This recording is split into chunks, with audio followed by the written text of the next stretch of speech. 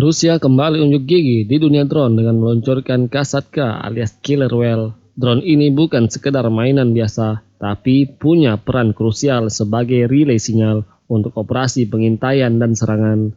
Jadi begini, Kasatka itu multifungsi, tapi tugas utamanya adalah mengirimkan sinyal radio hingga 50 km.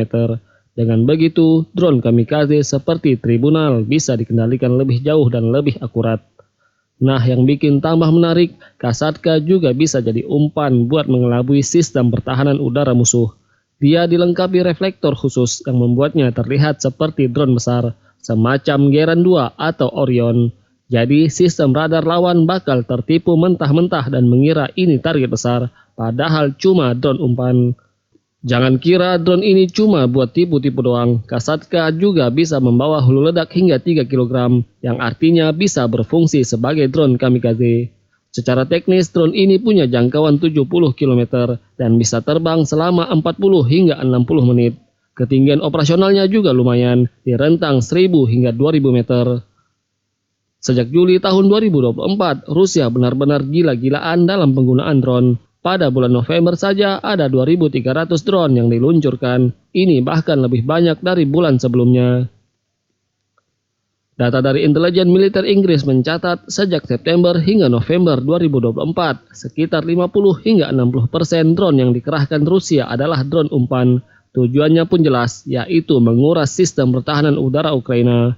Pada bulan Desember tahun 2024, sempat ada sedikit penurunan dengan sekitar 850 peluncuran, tapi ini lebih karena faktor cuaca.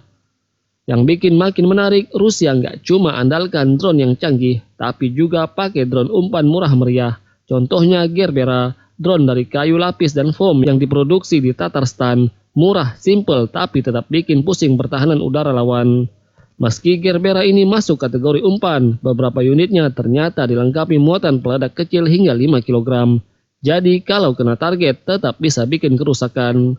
Selain itu ada juga Geran 2 yang merupakan versi Rusia dari Shahid 136, tapi dengan hulu ledak yang dikurangi atau dihilangkan. Tujuannya tetap sama, yaitu membuat lawan membuang-buang misilnya buat menembak target palsu. Dengan strategi drone umpan ini, Rusia benar-benar bikin Ukraina kelabakan, apalagi pertahanan udara Ukraina masih bergantung pada bantuan dari NATO, yang pengadaannya nggak bisa cepat. Jadi dengan kombinasi drone mahal dan drone murah, Rusia berhasil menciptakan serangan udara yang sulit diprediksi, dan yang pasti strategi ini akan terus berkembang di medan perang ke depannya.